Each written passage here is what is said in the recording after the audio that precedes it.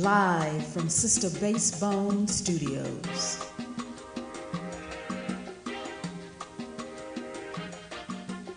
Holistic Alchemy is a healing company providing conversations, consultations, coaching, and other services to promote positive, liberating, and sustainable self-care practices.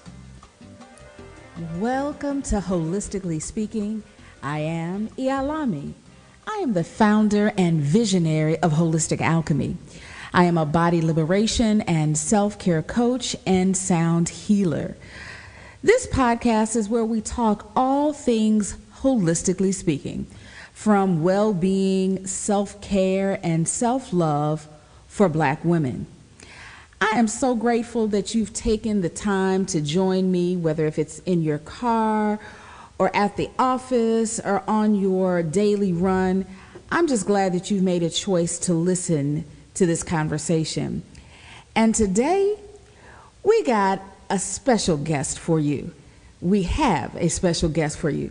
See, it's Women's History Month. Now, you know, I am most definitely 350, I think how many days a year we have? 365 days of the year about women. And I decided this month I wanted to spotlight some amazing women and what they are doing in the world of health and wellness. And today we have a friend of mine, a sister friend of mine. Her name is Raquel, or we affectionately know her as Rokki. Rokki Bonner. And she is a personal trainer, nutritionist, former athlete, and entrepreneur, and she lives and works in Columbus, Ohio. So, Rokki? Yeah. All righty. Yes. Thank you so much for having me. Yes, I am so glad that you are here. I have just been watching Rokki's work and been actually, when I lived in Columbus, had the fortunate opportunity to just get to know Rokki, and she is very much a passionate, dedicated, giving, caring, knowledgeable leader in this industry, in the fitness industry. And so I am so happy that she has decided to share her story and want to share that story. So I want to just kick it to you, Rokki. So tell everybody how you got to this place. You know, how did you start to incorporate this fitness as a lifestyle? So share with us. To say that really fitness is a thing that really saved my life. Coming from a small town where that town is probably, you know, it's like a food desert now, and at one point in time it was thriving, but it was when the thing of, you know, the dope game got really popular, and, you know, that was the thing, like, you know, everybody wanted to be in the limelight and have these fancy cars and do all these things, where you could walk outside and, you know, on one side of the street, Dillon's was going down, and on the other side of the street, you know, there's a basketball game. So there was a very fine line of figuring out where and what you wanted to do. Fitness was the thing that really just saved my life. I love sports. I love basketball. I love running track. But there was also a part of me that also loved, you know, the danger of finding out what's going on over there, sort of things, and where your mama be like, hey, you know, you're not supposed to be across the street over on that side of the street, you know? And so it was that one thing that kept me away from, you know, that side of the street. It was that thing that also allowed me an outlet as trying to figure out who I am and what's going on in my life as a young child. Just like, okay, as you started going to puberty, you start to figure out, where are you? Where do I fit? You know, and also my mom being a single mom, I took care of my sister a lot. So there was times that I was frustrated about not being able to do certain things and do, you know how it is. Right, you got responsibility. That's right. You got to take care. So in that old pent up anger of mine, I became, I really focused on fitness because I knew that I love to be outside. I love to sweat. I love to do these things. So as I got older. I was in college and I majored in engineering because the one thing that I wanted to do was make sure that I made enough money to take care of my family. I used to always be like, Mom, I got you. And that, engineering when I came out was the thing, and minority engineers was very far and few. Right, But right. working in that environment, I realized all I saw was a bunch of old white men staring at computers all day and not really talking to anybody, and them saying, hey, we're going to go play some golf. And I'm like, golf? There's nothing fit or an outlet about golf. Like, you guys are just barely walking with a bag and swinging this ball. Fast forward, I do know golf is a little bit more fit than that today, but, that's what I thought about that. Right. And I knew I didn't want to do that. And so I started researching, and I was left Ohio State. I went to Otterbein, majored in health. I also knew that I didn't want to be behind a desk. Again, I'm very physical, and I wanted to be out meeting people and that kind of thing. So I didn't want to push papers. And shout out to those who push papers at the health department. Okay. But I just knew. Give them a shout out. I knew I didn't want to do that. That's right. And so there was a gentleman who came into our class and 23 years ago and said, hey, I own a personal training studio and I'm looking for interns. And I was like, well, what do you do at that studio? And he said, well, I train people to get in shape. I'm like, you get paid to train people to get, to get in shape? Like, we do that for free in our hood. You just go outside, you play basketball, you ride a bike, shoot some hoops. And plus, when you play team sports, then, your coach got you in conditioning and you lift the weights and that thing with team sports. Well, he said, yeah, come on over. I'll show you what I do. I'm looking for an intern. And from that, I was pretty much sold. He threw me in the waters. First 2 days, he was like, hey, I got 6 clients for you. Oh, wow. And I said, you got 6 clients for me? He was like, yeah, I just entered in this competition with WNCI, and there was, Ohio State and Michigan is a huge thing here in Ohio, right? They're the rivals. Right. He said, in a radio station in Michigan, and it's Beat Michigan Month. And so basically what we're going to do is compete in this weight loss program. You got to take these 6 women or 6 people and get them in shape, and you have to, do better than such and such in Michigan. I'm like, wow. Wow. Like, so I just really started studying my journals and just trying to, follow him. He only followed him for like 2 days. And these clients of his were so obese that they had to go and get weighed on a scale at Ohio State. Wow. A freight scale. Wow. And I was like, wow, like this is like, sink or swim. And I had these women and men who were, again, they were considered special population. And here I am, a rookie in the game, haven't even worked with a general population, let alone a special pop. Right. And so fast forward after the 30 days, not only did we win the weight loss competition, but for me, the aha and ecstasy moment was that these people were now changing their lifestyle for the better, stopping smoking cigarettes. Now they can walk on the treadmill longer than 3 minutes. Right. They were changing their habits, and, it just felt good to have that type of impact on a person or persons in 30 days. Right. And that's such an accomplishment coming out the gate. Like, you're just like you said, you were the Rokki, right? Yeah. And coming and having someone, and the thing that what I heard you say was that this man he really entrusted you with the lives of these folks, and so that says a lot about who you are, who you were, and how you presented yourself.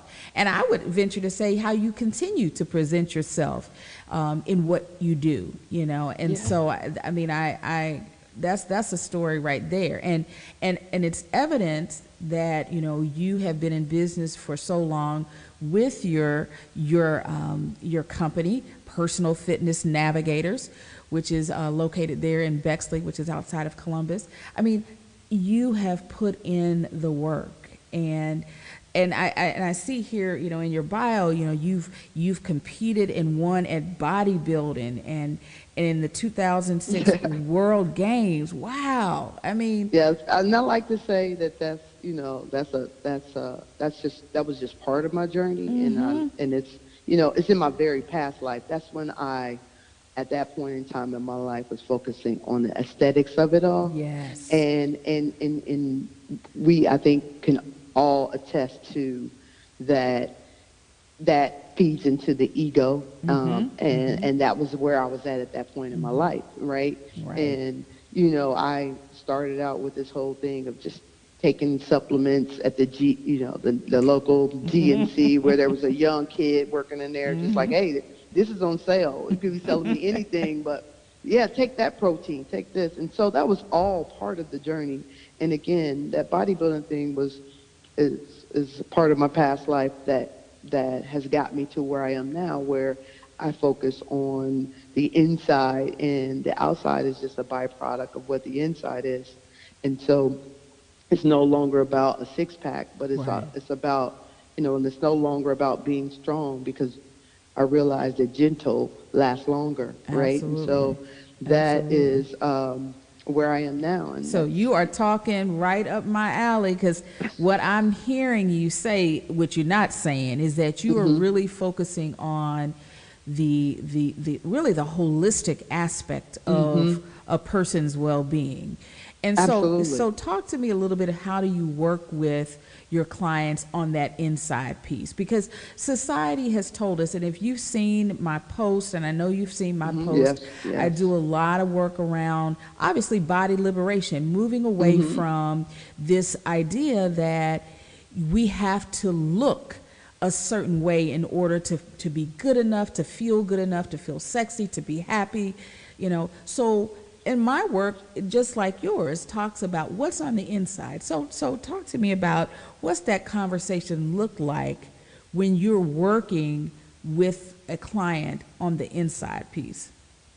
Okay, so I'm gonna take my time and give you two different perspectives here, because one, it's the long game, obviously, right? Because there's so many different methods out there. There's a orange method, there's a CrossFit method, there's a this, there's a that.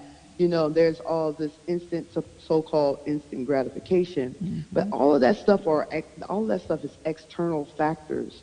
If you're looking for long-term change, then you have to apply and start working from within. I'm not saying that everyone has taken my information and came with it with open arms, especially when I'm competing with a Orange Theory and a CrossFit right across the street, right? And we're working, I would say both of us in our lane is working against the masses, right? Because the instant gratification thing is like, you feel as though when you go into a door of a studio or workout that you have to be beat up. You got to walk out there.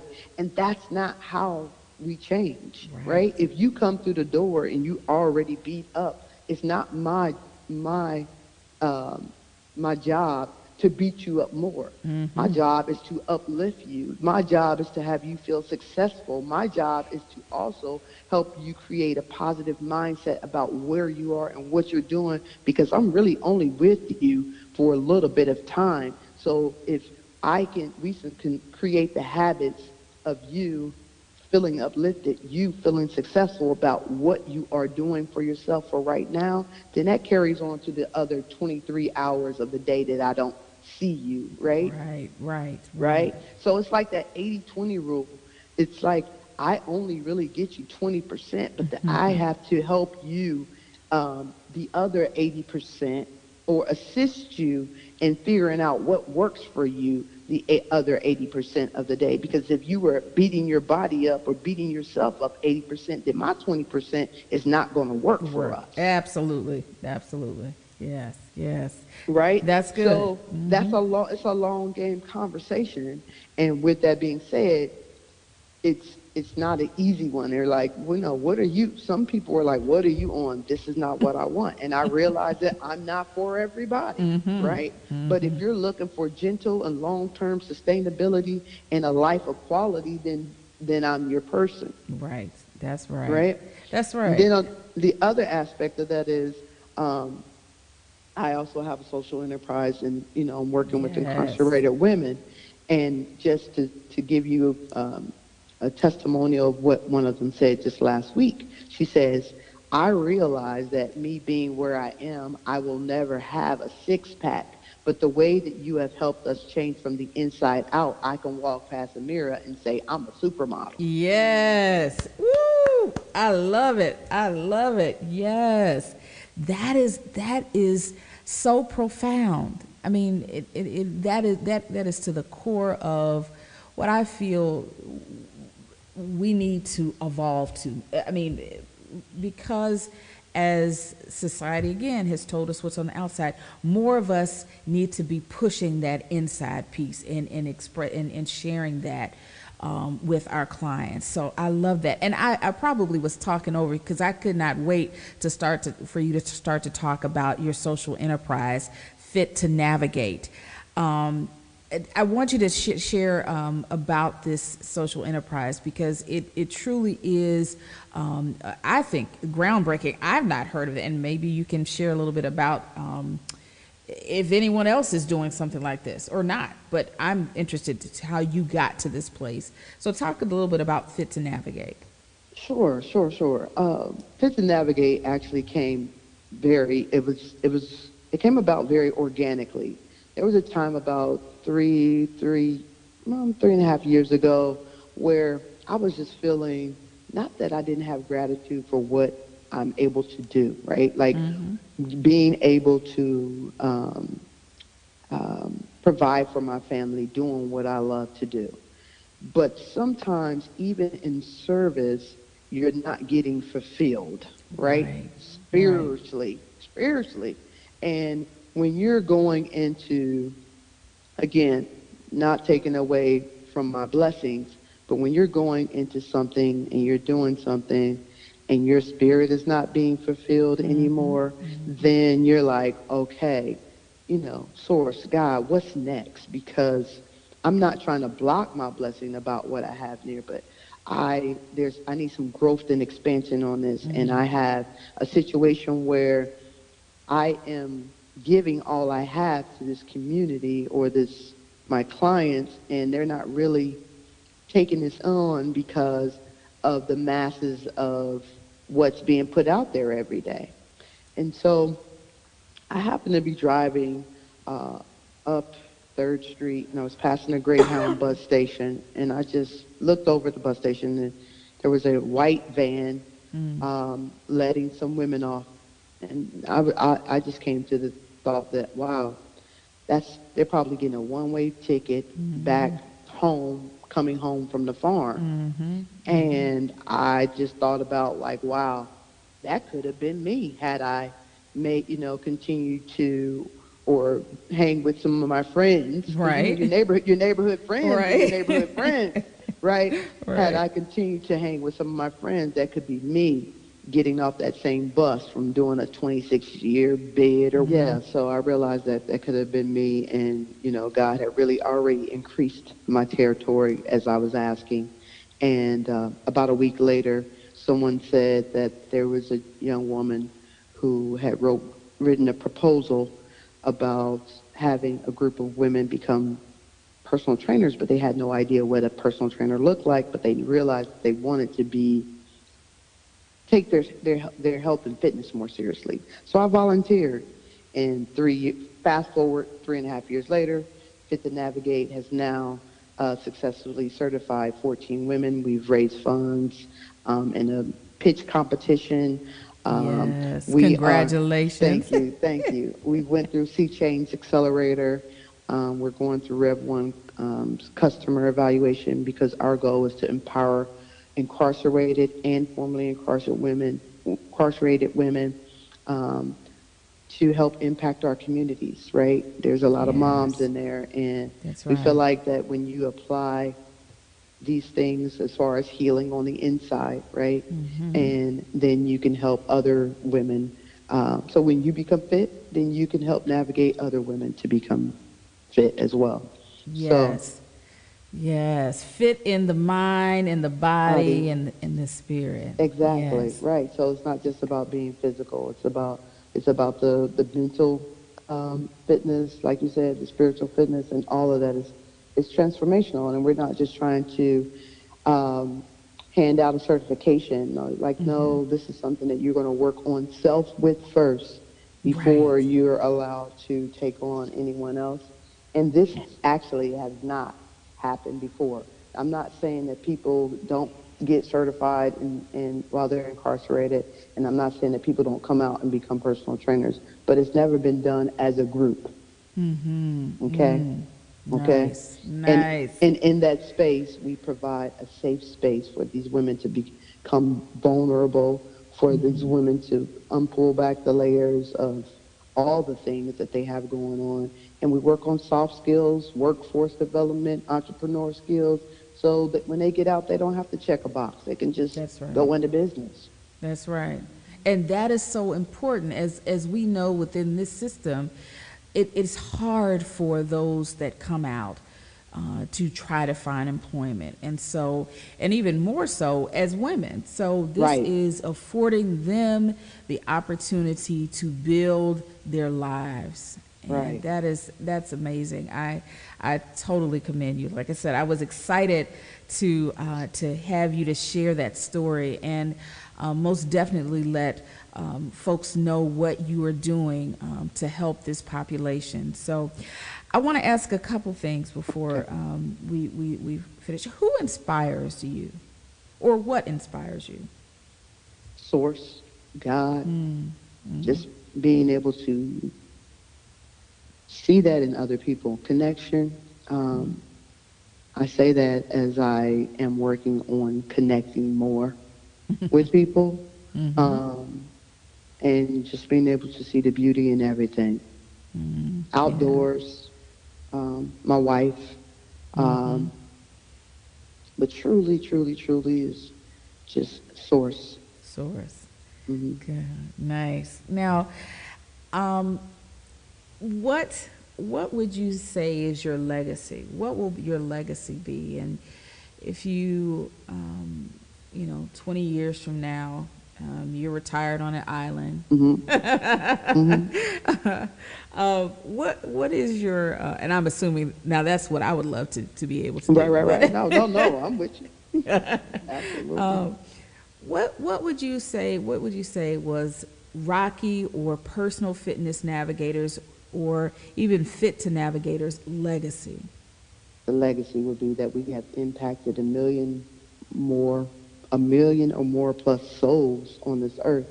Like, this thing that we've created has now had the ripple effect of empowering women inside institutions as well as outside institutions and affecting their communities. I mean, like now, these women are entrepreneurs, but they're afforded a way that they can be home with their kids. You know, they can take their kids to school. They can pick their kids up from school. Johnny or Susie ain't got to be roaming the neighborhoods because mom got Mm-hmm. her own gig and her hours are worked around what my needs are, right? Yes. Yes. And whole Yes. communities are being changed by this because there's a whole different mindset. It's not Mm-hmm. about the ego or the aesthetics. It's about being fit in the mind. It's about being spiritually fit. It's about being emotionally connected and giving back. So Fit to Navigate will just have this whole, like, blow in the wind where it's just breezing through trees and touching everything. I love that. I love that. Well, Rocky, I am so grateful that you shared your story with us. And we have so much in common, and I see so much coming from you and from your business. And I'm truly blessed to have you in this space to have this Thank you. conversation and to give your spirit to those that you meet. And so I thank you. And Thank you. Thank you. I look forward to more great things from you. Again, I've been talking to Rokki Bonner. She is the president of Personal Fitness Navigators, actually located in Bexley, Ohio, right outside of Columbus. And she is doing great work, amazing work. And most definitely, if you want to follow her, I will have that information available. Personal Fitness Navigators, like her and follow her as well. She also has a podcast. And again, talking about podcasts, make sure that you share this podcast with your friends, family, and subscribe to this YouTube channel. Share the love, and I hope you return again as we talk all things holistically speaking, from well-being, self-care, and self-love for Black women. Until next time, this is Ialami.